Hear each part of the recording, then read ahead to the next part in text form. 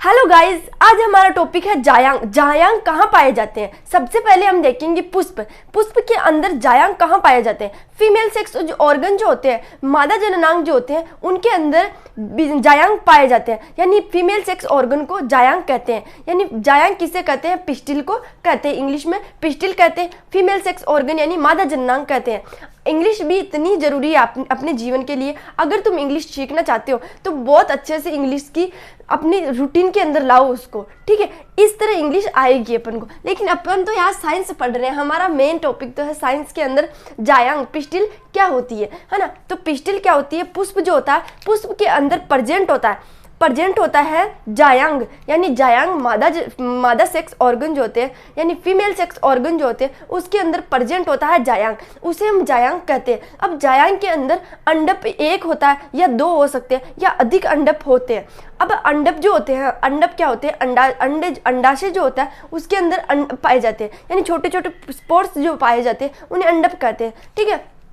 अंडप कहते हैं। वो अंडप क्या करते हैं? वो अंडप, अगर अंडप आपस में जुड़े हुए रहते हैं, अगर एक या दो या तीन अंडप जो होते हैं वो अगर आपस में जुड़े हुए होते हैं तो उन्हें क्या कहते हैं हम? साइनोकार्पस। और अगर वो जायांग के अंदर प्रेजेंट नहीं होते, वो अंडप जो है प्रेजेंट नहीं होते, उन्हें हम क्या कहते हैं? विक्टांडपी, यानी आइनोकार्पस, यानी एनोकार्पस कहते हैं, एनकार्पस कहते हैं, एनोकार्पस कहते हैं। तो हम युक्तांडपी किसे कहते हैं लिख के बता देती हूँ कि जायांग में पहले तो देखते हैं हमारा जायांग क्या है। हमारा सबसे पहले जायांग किसे कहते हैं, यानी पिस्टिल, पिस्टिल किसे कहते हैं? जायांग किसे कहेंगे? जायांग पुष्प के अंदर, पुष्प में उपस्थित मादा जननांग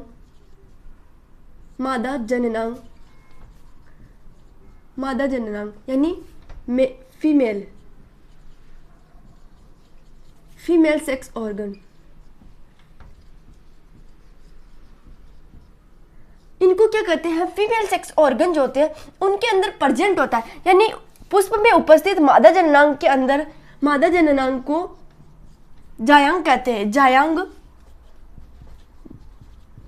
कहते हैं, है ना? तो ये समझ में आया कि जायांग कहाँ पाया जाता है। हम और डिटेल से पढ़ेंगे जायांग के अंदर क्या पाए जाते हैं। जायांग के अंदर, जायांग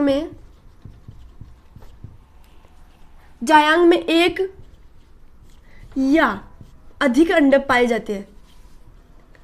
अंडप जो होते हैं पाए जाते हैं, अंडप पाए जाते हैं। अब अंडप पाए जाते हैं, अगर वो अंडप आपस में जुड़े हुए होते हैं, एक या दो या तीन अंडप जो होते हैं, अगर वो आपस में जुड़े हुए होते हैं, उन अंडपों को हम कहते हैं युग्धांडपी। अंडप पाए जाते हैं अगर ये एक या अधिक अधिक अंडप आपस में जुड़े हुए होते हैं,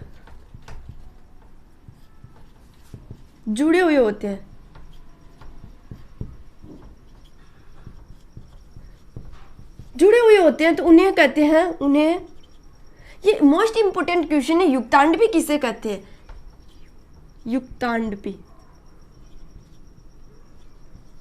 युक्तांडपी किसे कहते हैं? युक्तांडपी यानी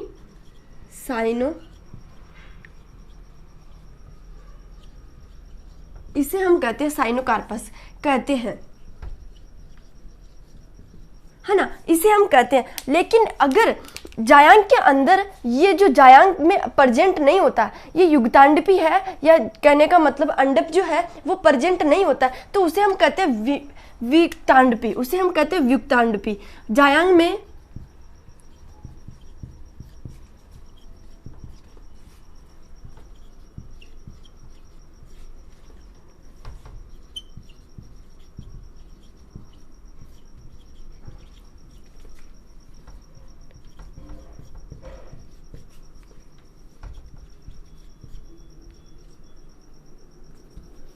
व्युत्तांड कहते हैं, उसे हम व्युत्तांडपी यानी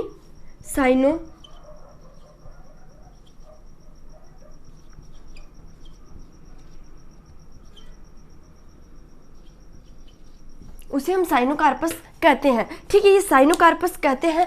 अब हम इसके अंदर देखेंगे कि वर्तिकाग्र कहाँ पाया जाता है और जायांग कहाँ। वर्तिकाग्र के अंदर, वर्तिकाग्र जो होता है उसके अंदर वर्तिका पाई जाती है, वर्तिका के अंदर अंडाशय पाया जाता है। अब इन जायांग को 3 भागों में बांटते हैं। जायांग जो होता है उसको 3 भागों में बांटते हैं, यानी पिस्टिल। पिस्टिल जो होता है 3 टाइप।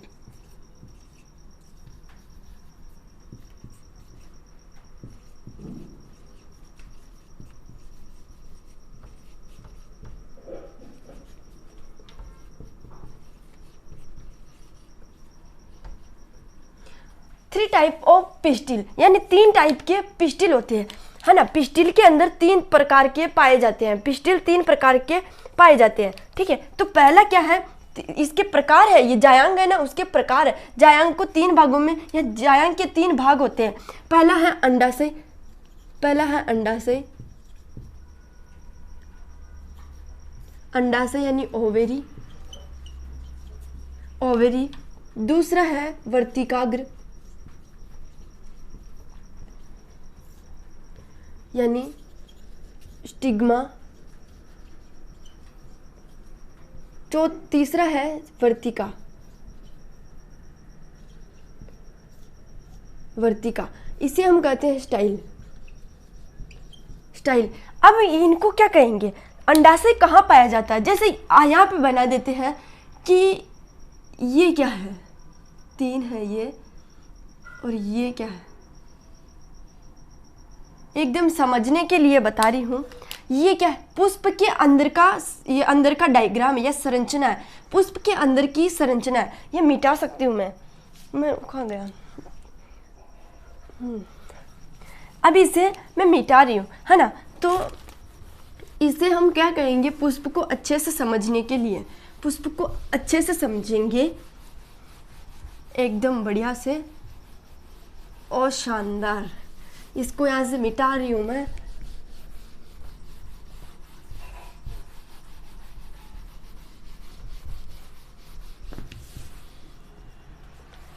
है ना, क्या ऐसे समझने के लिए, ये क्या है, ये होते हैं वर्तिका, इसे तो हम कहते हैं वर्तिका, लेकिन यहाँ पे जो पाए जाते हैं उन्हें कहते हैं हम वर्तिकाग्र, वर्तिकाग्र। ठीक है, वर्तिकाग्र हम बनाते हैं यहाँ पे।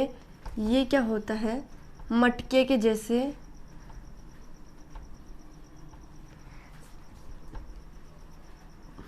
ये मटके की जैसे संरचना है।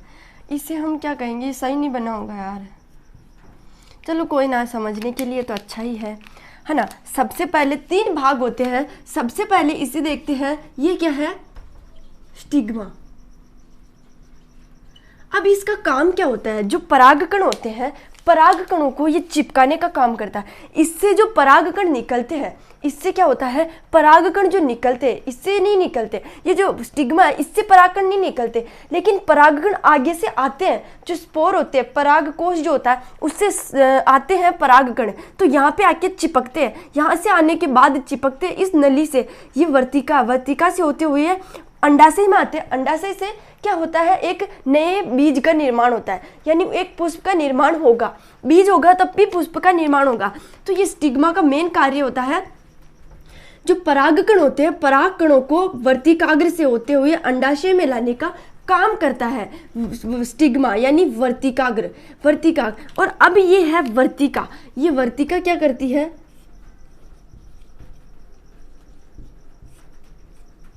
ये वर्तिका यानी स्टाइल जो होती है, इस स्टाइल का काम होता है, ये वर्तिका, परागकण जो होते हैं परागकणों को आगे अंडाशय तक पहुंचाने का काम करता है। इसका काम क्या होता है, इसका मेन काम तो होता है परागकणों को यहाँ तक लाने का काम होता है। परागकणों को, इस परागकण जो होते हैं इसके ऊपर आके चिपकते हैं। इसके आके चिपकने के बाद क्या करते हैं, वो एक लसलसा पदार्थ रिलीज करते हैं। रिलीज करने के बाद वो क्या करते हैं, अब मतलब रिलीज करते हैं, जिससे वो परागकण जो है इसके चिपक जाते हैं। अगर चिपकने के बाद वो क्या करते हैं, जो कीट होते हैं, कीट हुई, तितलियां हुई, कोई भी हुआ, मतलब कीट जो होते हैं वो इसके आगे बैठते हैं, इसके ऊपर बैठते हैं, यानी जो पुष्प होता है उसके आगे आके चिपकते हैं, उसके ऊपर बैठते हैं। तो वो उनके जो ये लसलसा पदार्थ रिलीज करता है जिससे ये परागकण इसके चिपके हुए होते हैं, वो परागकण उस कीट के चिपक जाते हैं। कीट के चिपकने के बाद वो दूसरे पुष्प पे बैठते हैं, तो वो उसी दूसरे पुष्प के ऊपर भी जाके एक नए पौधे का निर्माण करते हैं। इस तरह ये ट्रांसफर करने का काम करता है। और ये वर्तिकाग्र और क्या करता है, ये परागकण जो होते हैं इससे होते हुए भी अंडाशय के अंदर आते हैं, अंडाशय के ऊपर आते हैं। ये क्या है, अंडाशय है, ये अंडाशय है। इसके अंदर क्या होते हैं, ये बीजांड होते हैं, ये बीजांड होते हैं जिसके अंदर बीज का निर्माण होता है, बीज का निर्माण होता है। अब ये बीज का निर्माण होता है तब ये आपस में जुड़े हुए होते हैं, इनको पोषण तो चाहिए ना, ये आपस में जुड़े हुए होते हैं। उसे क्या कहते हैं, अपरा कहते हैं। प्लेसेंटा, उसे हम कहते हैं प्लेसेंटा, उसे हम कहते हैं प्लेसेंटा कहते हैं। यानी वर्तिकाग्र का काम होता है इन परागकणों को अंडाशय तक लाने का। अब अंडाशय के अंदर देखते हैं, अंडाशय के अंदर क्या पाए जाते हैं, बीजांड पाए जाते हैं, एक या अधिक बीजांड पाए जाते हैं, बीजांड पाए जाते हैं। बीजांड के अंदर बीज पाए जाते हैं। यानी बीजांड जो है आगे जाके मतलब परिपक्व होने के बाद बीज का रूप ले लेते हैं। बीज का रूप लेने के बाद भी वो आपस में जुड़े हुए रहते हैं, वो आपस में जुड़े हुए रहते हैं। उस स्थान को हम कहते हैं उस स्थान को हम कहते हैं प्लेसेंटा। प्लेसेंटा के द्वारा वो आपस में जुड़े हुए रहते हैं, है ना। फिर उसके बाद क्या आता है, पुष्पासन। पुष्पासन के बाद क्या आता है, पिस्टिल आता है। मतलब कहने का मतलब डंडी जो होती है, डंडल नामक संरचना आती है ना। तो ये इसका मेन कार्य हो गया, ये मैंने डायग्राम समझा दिया। अब हमारा जो टॉपिक है गुरु बीजाणुधानी, गुरु बीजाणुधानी को अभी नहीं समझा सकती मैं, अगले वीडियो में समझाऊंगी, ठीक है। गुरु बीजाणु के अलग अलग भाग होते हैं, उसमें बीजांड होते हैं, मेन भाग होता है बीजांड, फिर आता है भ्रूणकोश, है ना। भ्रूणकोश समझाऊं क्या, ठीक है। टाइम हो तो गया यार, हमारा टाइम हो गया, ठीक है। अब आज के लिए तो इतना ही है। अगर हम कल और डिटेल से पढ़ेंगे गुरु बीजाणुधानी क्या होती है, माइक्रोस्पोरेंजिया क्या होती है, अगले वीडियो में हम मिलते हैं, ठीक है। और कोई भी गलती हुई हो तो क्षमा करना। प्लीज़ मेरे चैनल को सब्सक्राइब शेयर ज़रूर करिएगा और मेरे को सपोर्ट ज़रूर करिए, मेरे चैनल को सपोर्ट करिएगा प्लीज़, मैं आपसे रिक्वेस्ट करती हूँ, ठीक है। अब नेक्स्ट वीडियो में मिलेंगे।